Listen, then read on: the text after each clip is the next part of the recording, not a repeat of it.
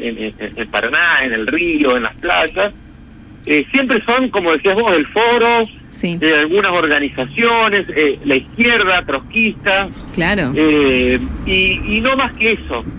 Y bueno, después uno lamenta, ¿no? Qué barbaridad, se quemó tal cosa, se prendió fuego un parque, qué barbaridad el río, qué bajo que está, o qué barbaridad. y ahí cómo queda. se inundó. Aparte uno lo ve por televisión, cuando Sí. uno ve, yo he visto hace poco y veo continuamente, me gusta ver lo que pasa por ahí en otros países, en Europa 2x3, en Alemania, Sí. en Francia hay inundaciones que son tremendas, que se llevan puestas casas en pueblos alemanes. Bueno, eso eso es producto del cambio climático. Pero bueno, lamentablemente todavía estamos en una etapa en donde no prestamos atención de la manera que deberíamos hacerlo a ese tema, a esas cuestiones que tienen que ver con el ambiente. Por eso uno ve que nada, siempre terminan siendo temas minoritarios, excepto, como decía recién, en Gualeguaychú, que es increíble, es un periodo, es toda una experiencia ir a Gualeguaychú y hablar con gente de cualquier, aparte las denuncias judiciales. Sí. Yo he visto denuncias judiciales en defensa del ambiente firmadas por 3 abogados de 3 partidos diferentes, peronismo, el PRO y el radicalismo, por ejemplo. El caso Amarra, por ejemplo, de ese barrio privado que se hizo sobre un humedal, el abogado era Julio Majul, Juan Weimer y Martín Calle, es decir, que había 3 partidos ahí firmando la denuncia. Quiere decir, hay una conciencia del bien colectivo, ¿no? Que bueno, que no, acá en Paraná por lo menos no tenemos esa. Bueno, ojalá que se replique, porque uno va viendo en Catamarca, Andalgalá, vamos viendo diferentes lugares que hacen marchas y demás, y acá es cuando te fumigan las escuelas y no pasa nada, muchas veces limpian las máquinas cerca del río, que en el río que es el que nos bañamos todos, en el lago, y no pasa nada. Y bueno, no pasa nada hasta que pase, después queda minimizado. Quizás hablando con médicos, ¿no? Muchos casos de cáncer y que no aluden que es quizás el tema de las fumigaciones, pero porque no están bien practicadas en muchas ocasiones, y en esto de repensarnos de volver a una agroecología o una producción agroecológica. Es como que eso no está en debate, no está en discusión, y es producción, lamentablemente. Fede, te mandé al medio ambiente, viste que esto no está pautado nunca, pero ¿sabes qué quiero? Perdón, viste, porque nosotros saltamos con temas, pero vos sabés todo, así que quedás re bien. Fede, quiero saber cómo se vivió el tema de tanto Cámara de Diputados como senadores que tienen que dar a conocer los contratos. Hay una nota muy interesante que está subida en Página Política y que estuvo hablando Alicia Aluani. Pero yo te soy sincera, entré al link de esto de los contratos y como que yo no lo relaciono mucho con nada, ¿viste? Es como que no sabemos, diputado tal tiene tantos contratos. ¿Se entiende? Sí, bueno, lo que se hizo es, bueno, primero hay mitad de verdades. Por un lado, el gobierno provincial, el actual gobierno provincial, hizo campaña con una agenda de transparencia, de acceso a la información pública, etcétera, etcétera. Por otro lado, en la misma legislatura se está trabajando en un proyecto de ley de acceso a la información pública, no porque en esta provincia no regía el derecho al acceso a la información pública, porque había un decreto de Jorge Busti del año 2003, bien, con el cual uno se presentaba a cualquier repartición pública con ese decreto y accedía. Ya hemos conocido los sueldos del Poder Judicial, sí, hemos conocido los sueldos de los legisladores, porque se han hecho presentaciones y se han dado respuestas. En cuanto a esto, a los contratos, bueno, una asociación civil reciente que se llama Entre Ríos Sin Corrupción. Bueno, yo tengo mis comentarios respecto a esa asociación civil. Bien. Pero bueno, lo cierto es que hizo un pedido de informe de acceso a la información pública a las 2 cámaras legislativas, es decir, diputados y senadores, para que se den a conocer los contratos del 2022 hasta marzo del 24. Ahora, rara la fecha igual, Del vamos raro. Claro, raro. Bueno, en un primer momento el Senado respondió a esta entidad civil y la Cámara de Diputados no. Uh-huh. Ante la negativa de la Cámara de Diputados, la Asociación Civil fue a la justicia, y la justicia en un amparo, en la resolución de un amparo, le exigió a la Cámara de Diputados que dé a conocer. Y a la vez le pidió al Senado que la información que había otorgado la explicite, ¿cómo es la detalle? Explique, o sea, claro, que sea más clara. Bueno, pasaron los días, se pusieron de acuerdo en ambas cámaras, diputados y senadores, para darle un criterio a cómo se iba a presentar la información. Si uno ve cómo se presentó la información en diputados, uh-huh, y cómo se presentó, que esto fue el lunes, sí, cómo se presentó en el Senado, que fue hoy, se va a encontrar con que la información y la forma en que fue presentada son casi idénticas. Es decir, uh-huh, están la planta permanente, contratos de obra, contratos de servicio. Uno hace clic ahí y abajo ve todos los nombres. Por supuesto que no están los montos ni las dependencias, es decir, ¿a quién responde? Claro, dice Federico Malvacio, por ejemplo. Sí. ¿Apareces? No, te voy a buscar, No, sí, búsquenme, pero no me van a encontrar. Dice, por ejemplo, Federico Malvacio, número de documentos, pero no dice ni cuánto, ni quién me solicitó. Claro. Era un poco una información que se reclamaba, es decir, bueno, ¿quién es de quién? ¿Me explico? Sí. ¿Y cuánto gana? Bueno, yo creo que yo creo que el criterio que se optó no está mal, porque también me parece que más allá de que la ciudadanía tiene todo el derecho a saber lo que se hace con los dineros, con el dinero público, o quienes forman parte del gobierno o de una función pública, me parece que por ahí poner los montos, primero tiene esto ya es personal, ¿no? Tiene una idea de escrache que no sé si me parece está bien. Y segundo, hay una cuestión que ya no es una cuestión personal de lo que se puede llegar a pensar, sino que tiene que ver con un tema que se ha discutido en otras ocasiones y que tiene que ver con la seguridad. Sí. Decir que tal persona cobra tanto, sí. Tanto, puede tener un problema de seguridad. Estoy hablando del medio pelo, vamos a ponerlo en términos vulgares. Uh-huh. Después, bueno, los salarios de los funcionarios y los salarios de los jueces, qué sé yo, están. Lo de los jueces no, pero por ejemplo, Rogelio Frigerio ha publicado, sí, la gobernación ha publicado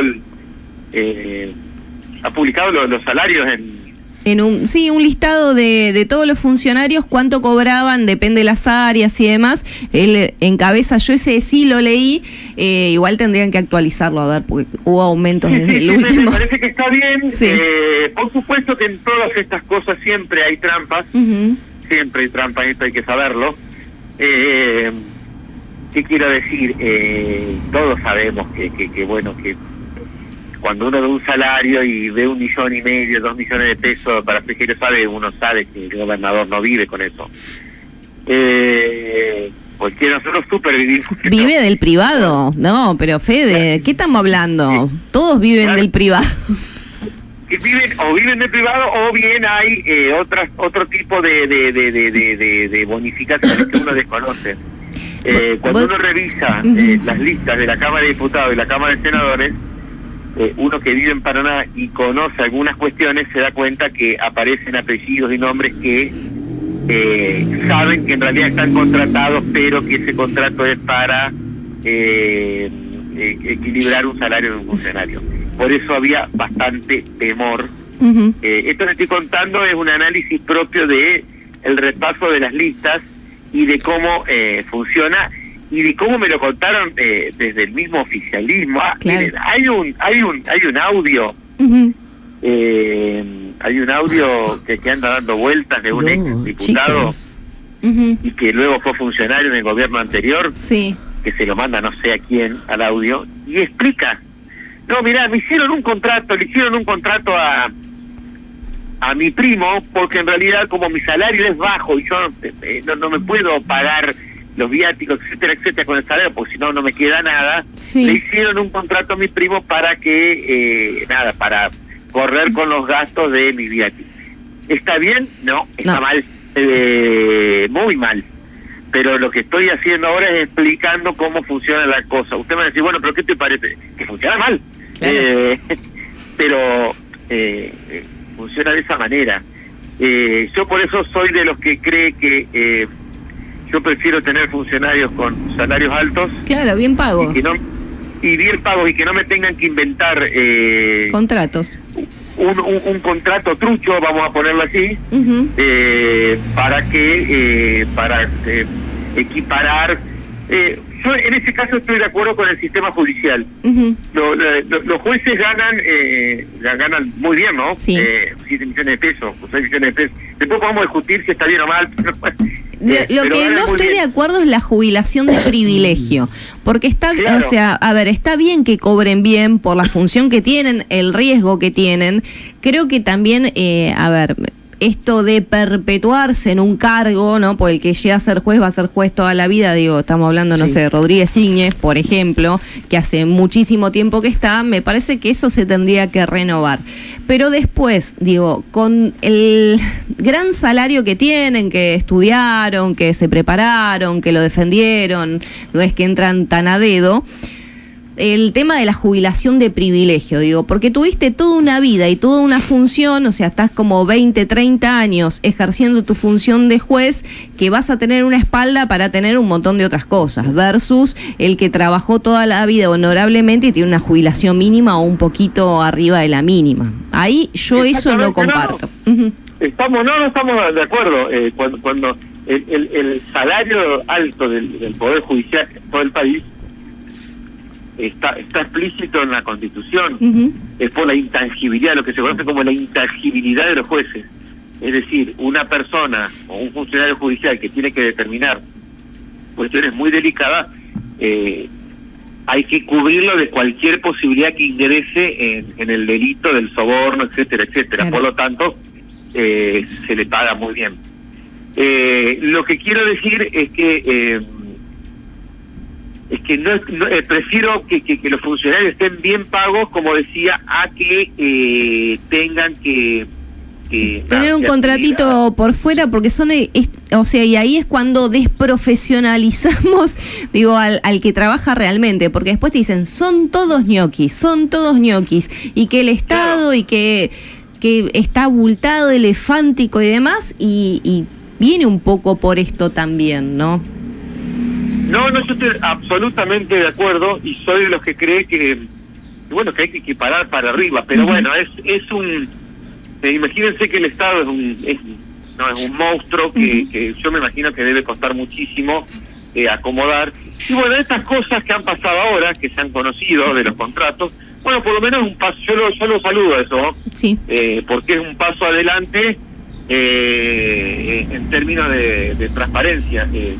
Por lo menos, dimos ese paso a reconocer los nombres. Insisto, yo no estoy de acuerdo de avanzar con las cifras de dinero, porque me parece que se puede llegar a entrar también en un scratch o en alguna, hoy los medios, las redes, sobre todo las redes sociales, sí, es violento. Es difícil, es un tema por lo menos para discutir. Yo estoy a favor de que estas cosas por lo menos se discutan. Y esto que conocimos esta semana de las listas de cómo están constituidas las cámaras en términos de planta permanente, en términos de contratos, ahí están los nombres, me parece bien.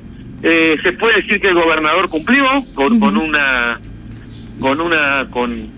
iniciativa de campaña, pero uno siempre está ahí, ¿no? Rogando que no todo se torne una extorsión, un scratch, un apriete,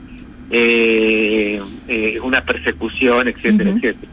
Es como todo bien, Rogelio, pero queremos más, una cosa así. Y en esto de queremos más, quiero saber qué pensás sobre la marcha docente, la marcha universitaria, y Pagani planteando Frigerio es Milei. Fuerte. Bueno, la marcha acá en Paraná fue muy contundente. Estamos hablando de la marcha docente, no la universitaria, sino la docente, que fue el martes. La marcha fue muy contundente, muy similar a la de abril. No sé si hubo más o menos, yo creo que fue igual. Sí. Y bueno, y la primera diferencia que hubo con la de abril no es tanto la cantidad, sino en el discurso. Y acá... Con la de agosto me parece, Fede. Hubo una en abril y hubo una el 1 de agosto. Sí, pero la grande fue la de abril. Bien. Que fue por cuando decían que las facultades ya no podían pagar ni siquiera la luz, ¿se acuerdan? Sí. Que ya no había fondos para el mantenimiento de los edificios incluso. Bueno, en este caso la gran diferencia con las anteriores es que fue en el discurso, que en la anterior las balas apuntaron al presidente de la nación. Y acá esta última, la del miércoles, la del miércoles sí, apuntó al gobernador. Las dos marchas que hubo esta semana, la del martes docente y la del miércoles universitarios, apuntaron al gobernador Frigerio al emparentarlo con el presidente. Pagani lo resumió con las siguientes palabras: Milei en Entre Ríos es Frigerio, o Frigerio es Milei en Entre Ríos. Sí. Bueno, yo creo que esto responde a que durante buena parte del primer semestre de la gestión, tanto nacional como provincial, el gobernador, bueno, se encargó de decir que apoyaba las ideas o que la ley base era el norte, y esto lo pongo entre comillas porque el gobernador lo dijo varias veces, es el norte. Siempre marcaba algunas diferencias con Milei, pero siempre se encargó de decir que la ley base o lo que planteaba el gobierno nacional a grandes rasgos era, comillas, el norte. Bueno, eso evidentemente caló en la gente. Entonces la gente, cuando ve que se cae Milei, le empieza a pegar también al gobernador. Claro. Esto es lógico, y ahí hay un problema de comunicación, no de comunicación política de quienes ejercen la comunicación del gobierno, sino que es un problema del...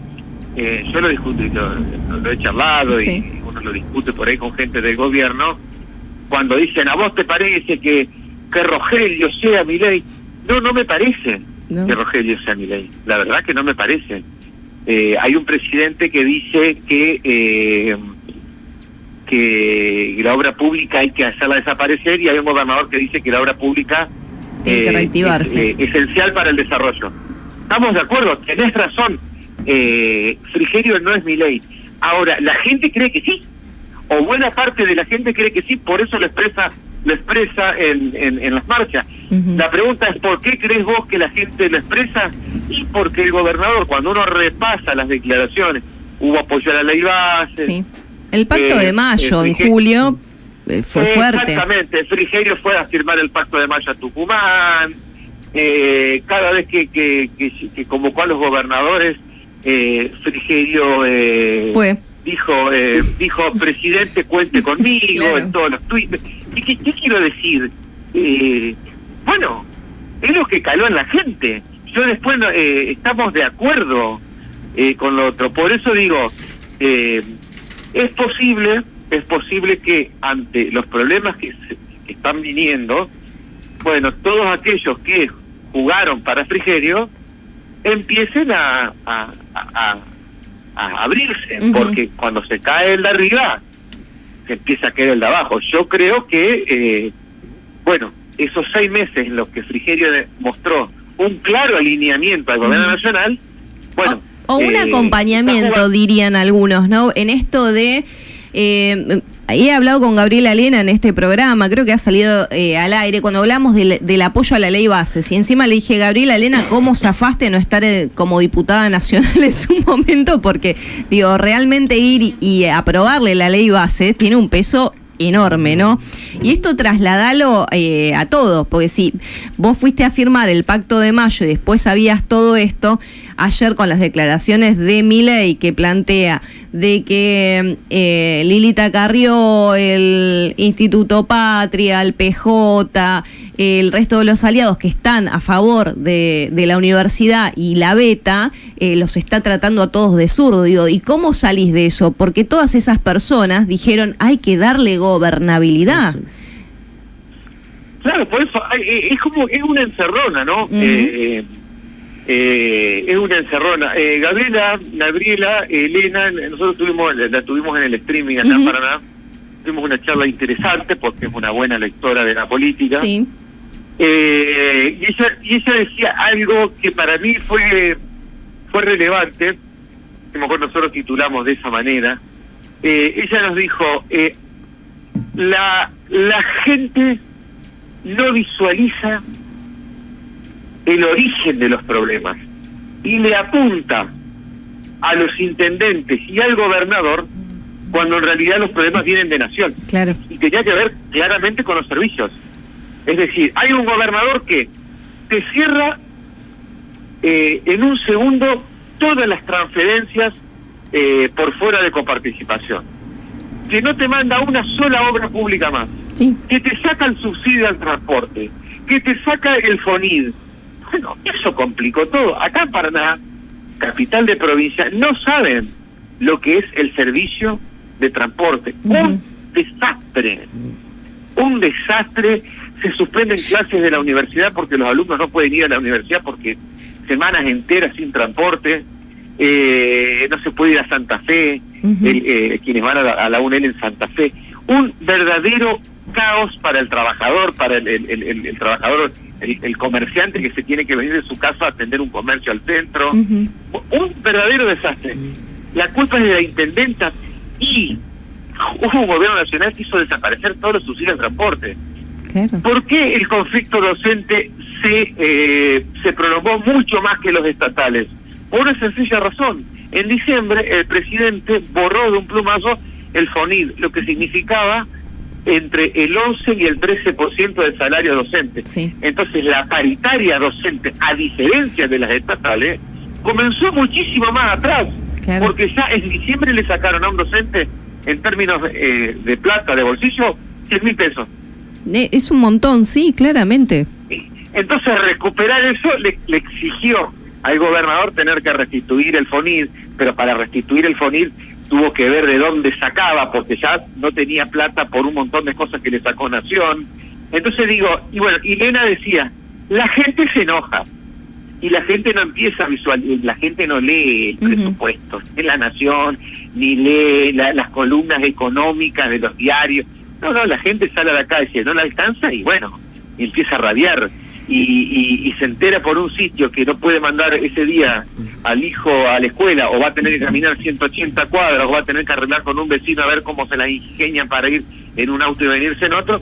Bueno, y la gente que dice, nada, se pone a rabiar contra el intendente, que es el que tiene a mano, que es la puerta de cualquier estado. ¿Quién es el intendente?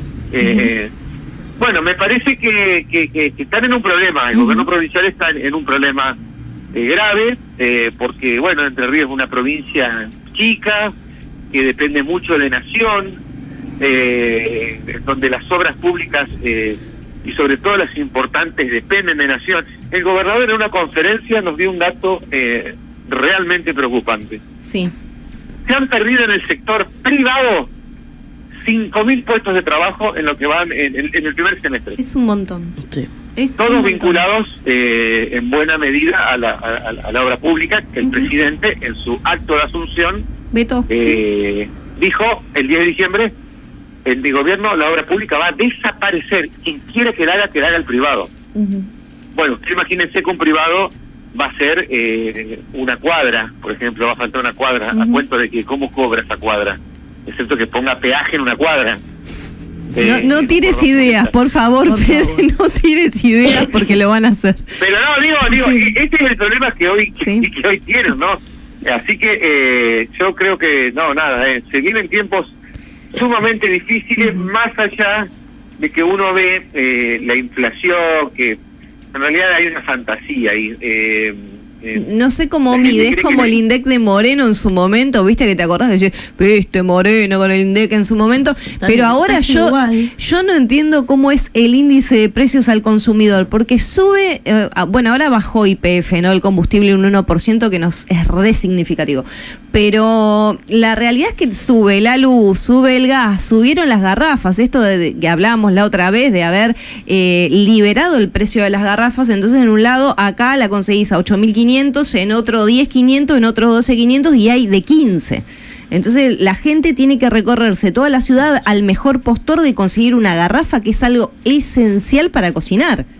Digo, ni hablar del aire acondicionado. Yo, por ejemplo, que hago las compras en mi casa, yo la verdad que también cada vez que veo mensualmente los números del INDEC, digo, ¿dónde están? ¿Cuál es el parámetro? Porque uno tiene la sensación de que el incremento es más. El otro día el ex gobernador Gustavo Borrell dijo algo interesante para tomar en cuenta. Dijo, la inflación actual que da el INDEC es del 4% mensual. Es exactamente la misma que tenía este mismo mes del año pasado Sergio Massa. Con la diferencia que cuando asumió Milei, aplicó una devaluación del 120%, lo que generó una inflación en enero del 25%. Claro, cuando hoy mira, todos estos últimos meses, mira 4 mensual, dice, qué bueno, un genio. Soy un genio. Bueno, pero vos venís de una devaluación del 120%. No, pero eso fue culpa de Massa, Fede. ¿Vos qué me estás diciendo? Claro, una inflación del 25 en enero. Entonces, claro, si uno dice, estábamos en 25 en enero, pero hace 4 meses estamos en 4, este gobierno es fantástico. Pero en realidad es el mismo número, el 4% mensual que estamos teniendo en los últimos 3 meses, es exactamente el mismo 4% mensual de los mismos meses del año pasado en el gobierno de Sergio Massa. Igual es el mismo 4% que tiene Venezuela hoy y están festejando la Navidad anticipada, no sé, yo me fijaría. Claro. Bueno, es una cuestión de qué manera se presenta la noticia, bueno, eso tiene mucho que ver. Claro, lo loco es que no queríamos ser Venezuela y cada día estamos más parecidos, pero son detalles. Son detalles. Fede, la verdad que siempre es un placer charlar contigo. Para cerrar, quiero así la bomba. ¿Qué pensás, por favor, esto de Galimberti en la CTM? Porque ha dejado cola y hay mucha gente que está enojada. Bueno, me imagino que ustedes deben tener ahí mucha más información que podemos tener acá en Paraná.